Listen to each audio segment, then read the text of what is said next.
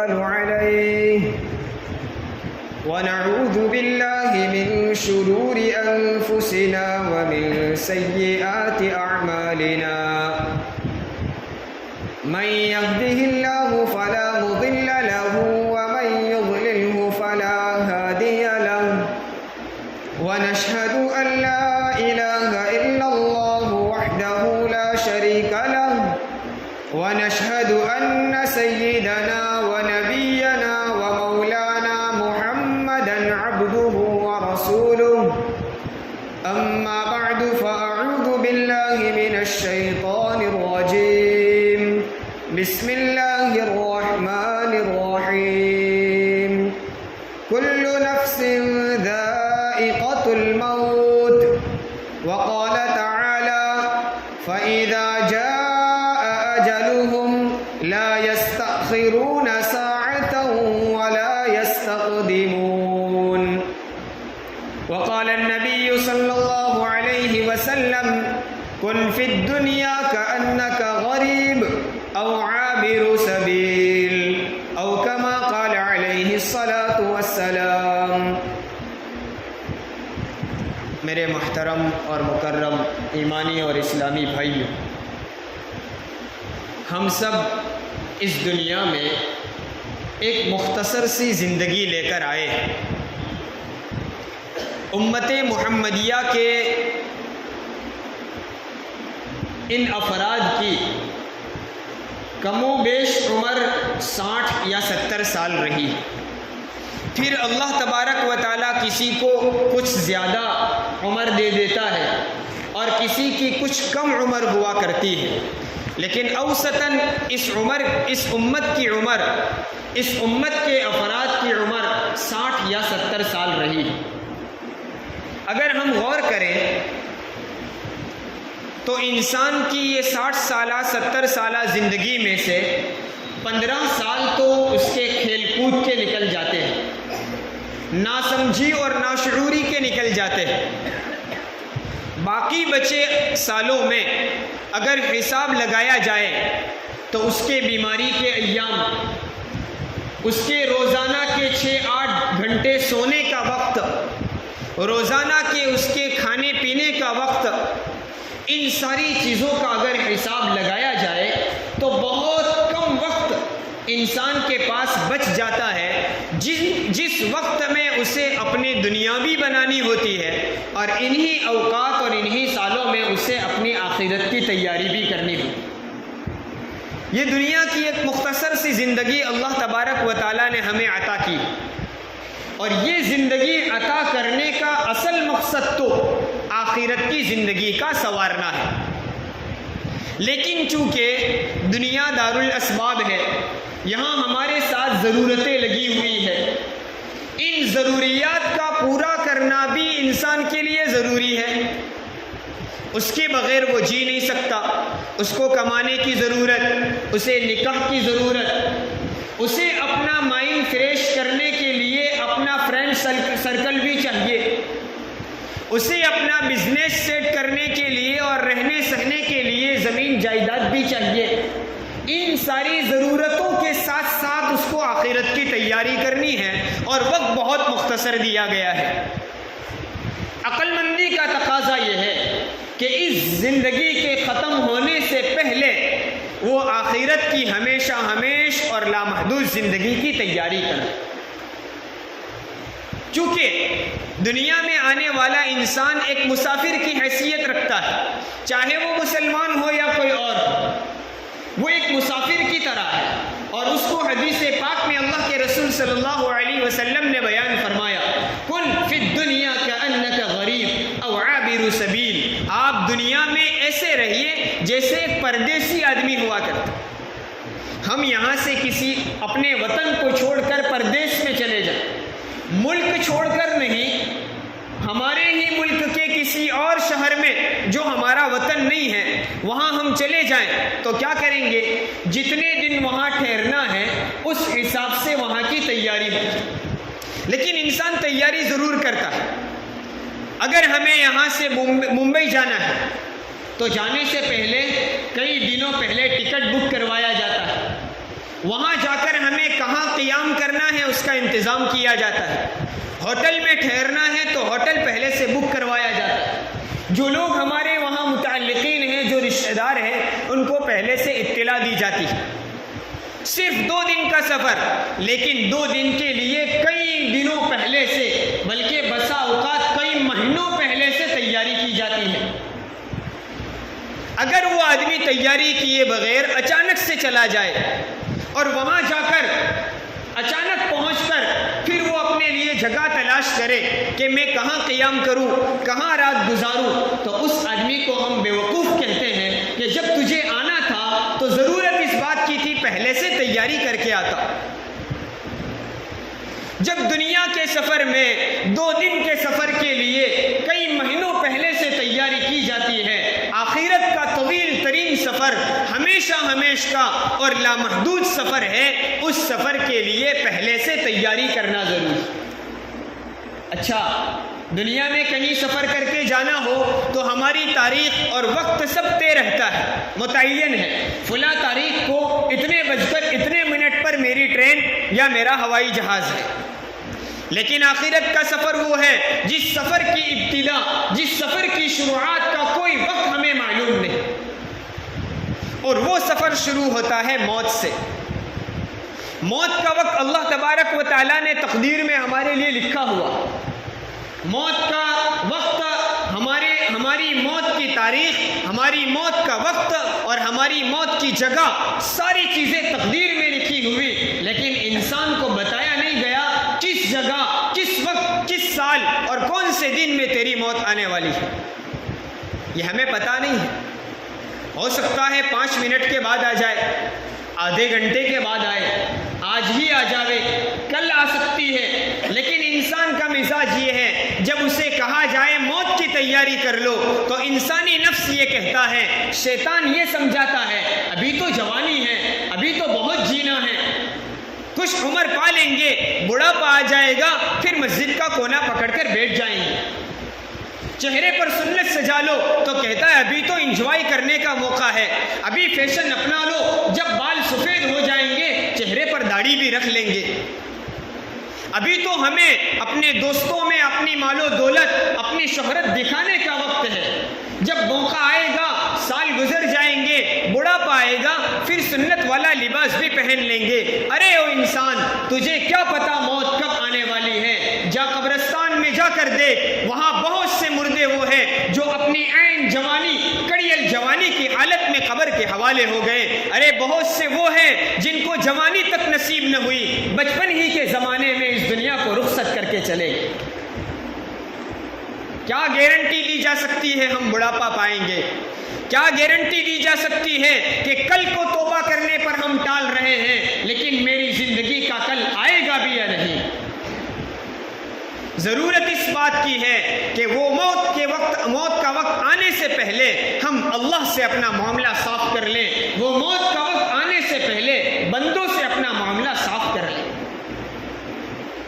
موت ایک ایسی اٹل حقیقت ہے جس کا آج تک کسی نے انکار نہیں کیا۔ ہاں، دنیا میں آنے والے بہت آئے، کسی نے اللہ کی کتاب کا انکار کیا، کسی نے اللہ کے رسول کا انکار کیا، ارے چڑھتے سورج کا انکار کرنے والے آپ کو مل سکتے ہیں، یہاں تک کہ خود رب کائنات، خالق کائنات اللہ تبارک و تعالیٰ کا انکار کرنے والے بھی دنیا میں آ چکے، لیکن آدم کی اس دنیا میں آج تک کوئی ایسا پیدا نہیں ہوا جو موت کا انکار کر کے بتائے۔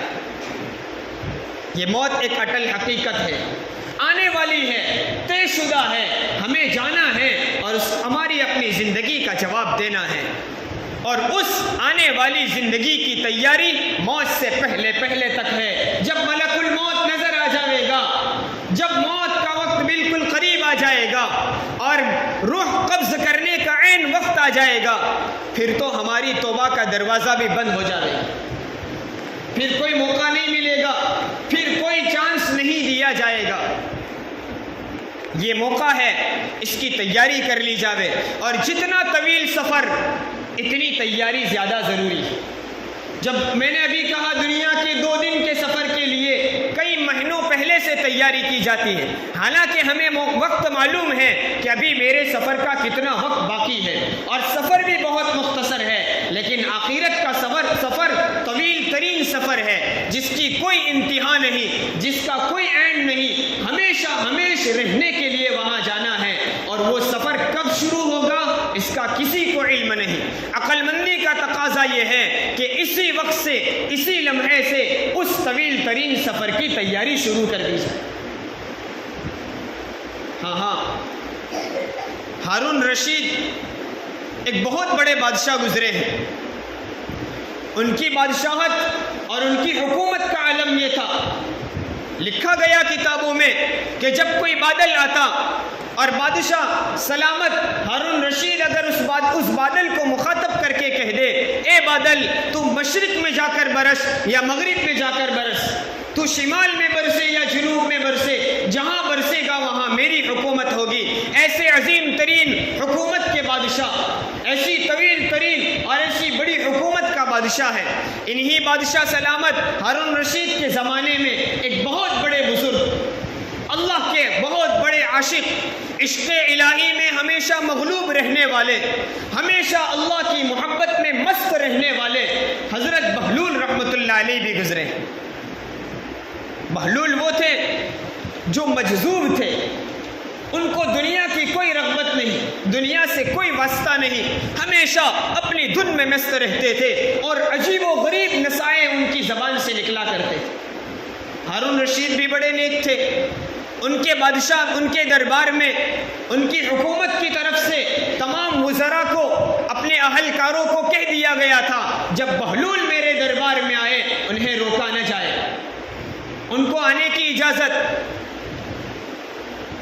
ایک مرتبہ بہلول بادشاہ سلامت ہارون رشید کے دربار میں موجود تھے، اور جب بادشاہ کا دربار چھوڑ کر جانے کا ارادہ کیا، بادشاہ کے دربار سے نکلنے کا ارادہ کیا، ہارون رشید نے کہا، اے بہلول ذرا دیر ٹھہر جاؤ، رک جاؤ، میرے دربار سے ایک ہدیہ قبول کر کے جاؤ۔ بہلول تو بہلول تھے، بادشاہ کے دربار سے کیا ملے گا؟ خزانے ملے، ہیرے جواہرات ملے، سونا چاندی ملے، جو کچھ مل جائے، لیکن بہلول اس سے کوئی رغبت نہیں رکھتے تھے۔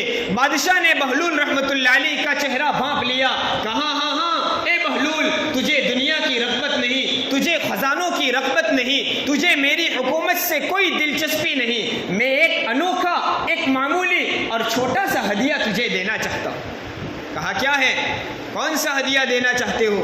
ہارون رشید نے کہا، ایک لکڑی اٹھائی، چھڑی اٹھائی، کہا بہلول یہ چھڑی میرے پاس، میری طرف سے آپ رکھیے، اور آپ کو میں دے رہا ہوں، آپ کی زندگی میں آپ سے بڑا بیوقوف اگر آپ کو کہیں نظر آ جائے تو اسے یہ چھڑی دے دینا۔ بہلول بیچارے مجذوب تھے، عشق الہی میں مغلوب رہا کرتے تھے، لوگ یوں سمجھتے تھے اس کو کچھ عقل وقل نہیں، اس کو کچھ سمجھ بوجھ نہیں۔ ہارون رشید نے کہا، یہ چھڑی آپ کے پاس رکھیے، آپ سے بڑا بیوقوف نظر آئے اسے دے دینا۔ بہلول لے کر چلے گئے، وقت گزر گیا، زمانہ گزرا، ایک مرتبہ بادشاہ ہارون رشید انتہائی بیمار ہو گئے، بستر مرگ پر پڑ گئے، صاحب فراش ہو گئے۔ بہلول کو پتا چلا بادشاہ بیمار ہے، اپنی زندگی سے نا امید ہو چکے ہیں، اب انہیں لگتا ہے کہ ان کی زندگی کے زیادہ ایام باقی نہیں۔ بہلول فوراً ہارون رشید کے دربار میں حاضر ہوئے، سرہانے کھڑے ہوئے، کہا، او بادشاہ، او بڑی حکومت کے مالک، اے بڑی حکومتوں کے لیے اتنی بڑی حکومت کے مالک ہو کر یوں سمجھنے والے کہ میرا کوئی کچھ نہیں بگاڑ سکتا، بتائیے آج کس جگہ کا سفر ہے، کہاں جانا چاہتے ہیں؟ ہارون رشید نے کہا، او بہلول اب تو بس اللہ کے دربار کا سفر کرنے کا وقت آ چکا ہے، اب موت کا وقت قریب آ چکا ہے، میں یہاں سے جانے والا ہوں۔ بہلول نے پوچھا، موقع کو غنیمت جانا، نصیحت کا وقت آ چکا تھا، بادشاہ سلامت کو سمجھانا چاہتے تھے اور بادشاہ کے واسطے سے کائنات کے تمام انسانوں کو سمجھانا چاہتے تھے۔ فوراً بہلول نے سوال کیا، او ہارون رشید، جس سفر کے لیے جا رہے ہو اس سفر کی کتنی تیاری کی ہے؟ بادشاہ نے کہا، افسوس اسی بات کا ہے جیسی تیاری کرنی چاہیے تھی نہیں کر سکا، آخرت کے سفر کو جا رہا ہوں، لیکن جو تیاری کرنی چاہیے تھی وہ میرے سے ہو نہیں سکی۔ بہلول نے پھر ایک سوال کر دیا، او بادشاہ سلامت، تیاری تو نہیں ہوئی ہے، لیکن یہ بھی بتا دیجئے جس جگہ کے سفر کے لیے جا رہے ہو واپسی کب ہے، پھر کب آنے والے ہو؟ ہارون رشید نے مسکرا کر کہا، او بہلول، ارے آدم کی اس دنیا میں کوئی ایسا انسان آیا ہے جو موت کے بعد پھر سے دوبارہ دنیا میں آیا ہو؟ میں اس سفر کے لیے جا رہا ہوں جہاں سے واپس آنے کی کوئی امید نہیں، ہمیشہ ہمیش وہاں رہنے کے لیے جا رہا ہوں۔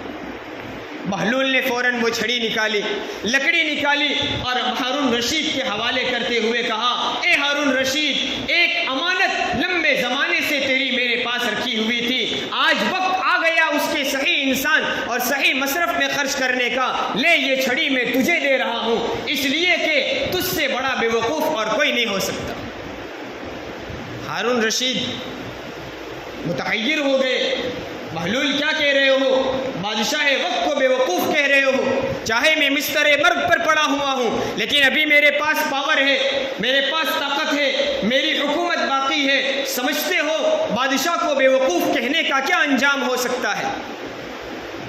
بہلول نے کہا، ہاں دنیا کے سفر کے لیے جایا کرتے تھے، ایک علاقے سے دوسرے علاقے میں جانے کے لیے تیرے پہنچنے سے پہلے تیری فوج وہاں پہنچ جایا کرتی تھی، تیرے پہنچنے سے پہلے تیری فوج وہاں تیرے لیے خیمے لگا دیا کرتی تھی، تیرے رہنے کا انتظام کیا جاتا، تیرا سیاحسن سجایا جاتا، تیرا دربار لگایا جاتا، جس جگہ اے بادشاہ تیرا قیام ہوتا وہاں سے کئی کلومیٹر دور تک کسی انسان کو آنے جانے کی اجازت نہیں ہوا کرتی تھی، تیرے پہنچنے سے پہلے تیرے کھانے پینے کا انتظام تو کروایا کرتا تھا، 2 دن کے سفر کے لیے اتنا بڑا انتظام کر رہا ہے، لیکن آخرت کے اور جنت کے اس سفر کے لیے جہاں ہمیشہ تجھے رہنا ہے، اس کے باوجود تو نے کوئی تیاری نہ کی، تو تجھ سے بڑا بے وقوف کون ہوگا؟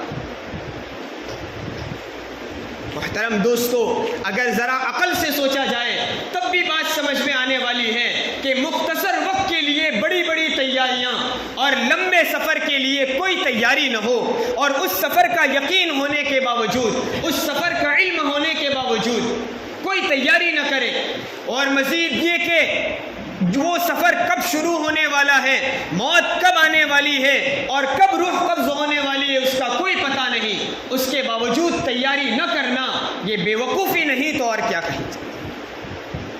ہاں ان باتوں کا میں پہلے اپنے آپ کو مخاطب بناتا ہوں۔ ہم سب ایک کشتی کے سوار ہیں، ہم دنیا میں ایسے مصروف ہوئے، اپنی دنیا بنانے میں، اپنا بزنس اور کاروبار سیٹ کرنے میں، اپنی اولاد در اولاد کی تیاریاں کرنے میں ایسے مصروف ہوئے گویا ہم موت کو بھول گئے۔ قرآن نے کہا کل نفس ذائقۃ الموت، ہر نفس کو موت کا مزہ چکھنا ہے، کوئی چھوٹ کر نہیں جائے گا، اور یہ اٹل حقیقت ہے، آج تک کسی نے اس کا انکار نہیں کیا۔ ہارون رشید کو سبق سمجھا دیا گیا کہ جس سفر کی تم تیاری نہ کر سکے، اسی سفر کی تیاری کے لیے اللہ نے تمہیں دنیا میں بھیجا تھا، لیکن نہیں کر سکے۔ یہ دنیا اور یہ زندگی اسی لیے دی گئی ہے تاکہ آخرت کی اصل زندگی کی تیاری کی جائے۔ اسی لیے پیارے آقا محمد رسول اللہ صلی اللہ علیہ وسلم نے دنیا میں آنے والے انسان کو مسافر کہا، راستے سے گزرنے والے کی طرح۔ یہ ہماری منزل نہیں ہے، یہ ہمارے ٹھہرنے کی جگہ نہیں ہے، یہ دنیا ہمارے قیام کی جگہ نہیں ہے، ہم پردیسی ہیں، ہم مسافر ہیں، ہمارا گھر، ہمارا وطن، ہماری اصل رہائش یہ جنت ہے، وہاں ہمیں جانا ہے، اور اس جنت تک پہنچنے کے لیے ہم سفر کر رہے ہیں، یہ ہم راستے سے گزر رہے ہیں، اس زندگی سے، اس راستے سے گزر کر ہمیں جنت تک جانا ہے۔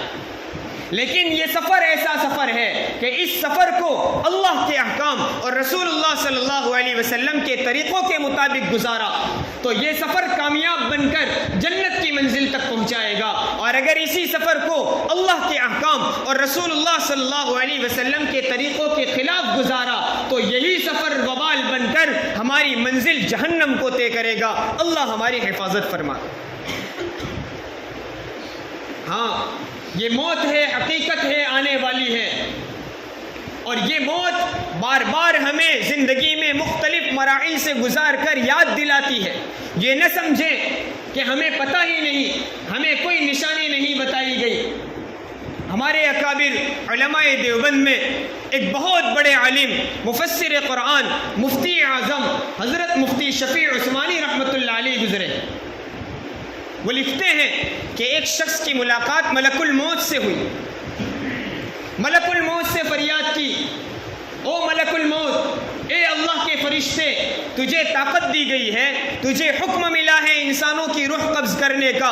ہر دن کسی نہ کسی انسان کو تو دنیا سے نکال کر آخرت کی طرف لے جاتا ہے، لیکن تجھے کیا ہو گیا ہے؟ ہم دنیا کے حکمرانوں کو دیکھتے ہیں، بڑے بڑے بادشاہوں کو ہم نے دیکھا، جب وہ کسی کے نام وارنٹ جاری کرتے ہیں، کسی کو گرفتار کرنا چاہتے ہیں، پہلے اس کے نام نوٹس جاری کی جاتی ہے، پہلے اسے آگاہ کیا جاتا ہے، بار بار تنبیہ کی جاتی ہے. نہ ماننے والے کو، باز نہ آنے والے کے نام وارنٹ جاری کر کے پھر اسے گرفتار کیا جاتا ہے. لیکن اے ملک الموت، تو نے کیا سمجھ لیا؟ اچانک سے آدم کا جس کا حکم ملا فوراً اس کے پاس پہنچ گیا اور روح قبض کر کے اس کی لے گیا. پہلے کوئی تنبیہ کی جاتی، پہلے آگاہ کیا جاتا، نوٹس جاری کی جاتی، بیچارے کو تیاری کا موقع دیا جاتا. ملک الموت نے بڑا عجیب جواب دیا، بڑا عجیب جواب دیا. اے اللہ کے بندے، تیری غلط فہمی ہے، تو سمجھتا ہے ہم نے کوئی نوٹس جاری نہیں کی. ہاں، بیماریوں کا آ گرنا موت کی نوٹس ہے، گھٹنوں کا درد شروع ہو جانا یہ موت کی نوٹس ہے، آنکھوں کی بینائی کمزور ہو جانا یہ موت کی نوٹس ہے، کانوں کی سنوائی کمزور پڑ جانا یہ موت کی نوٹس ہے، بالوں کا سفید پڑ جانا یہ موت کی نوٹس ہے. ارے اللہ کے بندے، تیری اولاد کی اولاد، پوتوں اور نواسوں کا ہو جانا یہ موت کی نوٹس ہے. ہماری کیا غلطی تھی؟ ملک الموت نے کہا ہماری کیا غلطی تھی؟ تو ہمیں الزام لگا رہا ہے ہم نے نوٹس جاری نہیں کی. تیرے جو سال گزرتے گئے، جو وقت گزرتا گیا، ہم نے پہلے کہہ دیا تھا زندگی بہت 60 سال 70 سال، بس اس سے زیادہ کی بڑی امیدیں نہ لگانا. جیسا تیرا ہر سال گزرتا تھا تو موت کے اور قبر کے قریب ہوتا تھا، لیکن غافل تھا. تیری ہر سال یوم ولادت، برتھ ڈے آنے پر تجھے اس بات کی تنبیہ کی جاتی تھی تیرا سال گزر گیا، یہ موت کا ایک نوٹس ہے، لیکن تو غافل رہا، برتھ ڈے مناتا رہا، غیروں کی مشابہت اختیار کرتا رہا، اور آج الزام لگاتا ہے ہمیں پتہ بھی نہیں تھا اچانک موت آ گئی. یہ تنبیہ کی جاتی ہے، مختلف مراحل سے گزار کر ہمیں موت کی یاد دلائی جاتی ہے، آخرت کی تیاری کرنے کی تنبیہ کی جاتی ہے. یہ ہمارے پاس وقت ہے. ہاں، موت طے ہے، اس کی نوٹسیں ہم جاری کرتے ہیں، لیکن انسان کو ہم نے اس کی موت کی تاریخ اور اس کی موت کا وقت نہیں بتایا. آ جائے گی، پہلے نوٹس جاری کی ہے، کبھی بھی آ سکتی ہے. پہلے سے متنبہ رہیں، پہلے سے تیاری کر کے تیار رہیں. ذرا دیر ہم اپنے آپ کو سوچیں، اپنے گریبان میں جھانک کر دیکھیں. ابھی اس وقت ملک الموت میرے پاس آئے تو کیا میں اللہ کے سامنے کھڑے ہونے اور میں اللہ کے دربار میں جانے کے لیے مکمل تیار ہوں؟ اگر تیاری ادھوری ہے، اگر تیاری ناقص ہے، تو پھر متنبہ ہونے کی ضرورت ہے. ملک الموت کا وقت ہمیں بتایا نہیں گیا، اس کا وقت طے ہے، اس مقررہ وقت پر وہ ہمارے پاس ضرور آ جائے گا، اور اس کے آنے کے بعد ایک لمحے کا بھی موقع نہیں دیا جائے گا. قرآن کہتا ہے فَإِذَا جَاءَ أَجَلُهُمْ لَا يَسْتَأْخِرُونَ سَاعَةً وَلَا يَسْتَقْدِمُونَ. جب موت کا وقت آ جاتا ہے پھر ہم ایک لمحے کا بھی موقع نہیں دیتے، چاہے وہ بادشاہ ہو، چاہے وہ وزیر ہو، چاہے وہ رئیس اور مالدار ہو، ارے جوان ہو، بوڑھا ہو یا بچہ ہو، مرد ہو یا عورت ہو، بنگلوں میں رہنے والا یا جھوپڑوں میں بسر کرنے والا ہو، ہر ایک کا وقت ہے. اس مقررہ وقت کے بعد ایک لمحہ نہ جلدی کی جاوے گی اور ایک لمحہ نہ دیر کی جاوے گی. ہاں تو درخواست کرے گا 1 منٹ دے دو میں اپنے بچوں کا منہ دیکھ لوں، 1 لمحہ دے دو میں اپنے پوتوں سے مل لوں، 1 موقع دے دو میں اپنے بزنس کے متعلق، اپنے کاروبار کے متعلق سیٹنگ کر لوں. لیکن 1 لمحہ بھی نہیں ملے گا، اولاد تک کا منہ دیکھنے کا موقع نہیں دیا جائے گا. جوان بیٹے کی روح قبض کی جا رہی ہو، بوڑھا باپ گھر میں موجود ہو، اس نوجوان کو بھی موقع نہیں دیا جائے گا کہ اپنے بوڑھے باپ سے ایک ملاقات کر کے آ جائے۔ اس وقت کے آنے سے پہلے ہم سب کو تیاری کرنی ہے، اس وقت کے آنے سے پہلے ہمیں تیار ہونا ہے، اور وہ آنے والا وقت ہے تو ہم سوچیں کہ ہمارے پاس کیا تیاری ہے۔ بہت سے نوجوان قبروں میں سوئے ہوئے ہیں، بہت سے بچے بھی قبروں میں سوئے ہوئے ہیں۔ اس دھوکے میں نہ آئے کہ ابھی زندگی بہت باقی ہے، ابھی وقت بہت باقی ہے، موت کا کوئی بھروسہ نہیں۔ اور اگر جوانی سے کچھ سال گزر چکے ہیں تو پھر ہمیں سوچنا چاہیے کہ زندگی کے جتنے سال گزرے ہیں، پتہ نہیں اس آنے والے سال جتنے سال گزرے ہیں اتنے بھی موجود ہیں یا اس سے کم ہے۔ اس لیے موت کو ہر وقت یاد کرتے رہے، اس کی تیاری کرتے رہے، اور اس کی تیاری یہی ہے کہ اپنی زندگی کا ایک ایک لمحہ اللہ تبارک و تعالیٰ کے احکام اور رسول اللہ صلی اللہ علیہ وسلم کے طریقوں کے مطابق گزارے۔ شیطان کہے گا آج نہیں کل سے نماز شروع کر دیں گے، ارے آئندہ جمعہ سے شروع کر دیں گے، رمضان کے بعد پکا ایک نماز نہیں چھوڑیں گے۔ یہ طرح طرح کے بہانے سمجھائے گا، لیکن یاد رکھیے یہ نفس کا دھوکہ، یہ شیطان کا دھوکہ ہے۔ اس طرح کے دھوکے میں پڑنے والے کی کل کبھی تک نہیں آئی۔ اس لیے آج سے اسی وقت سے تیاری کیجئے۔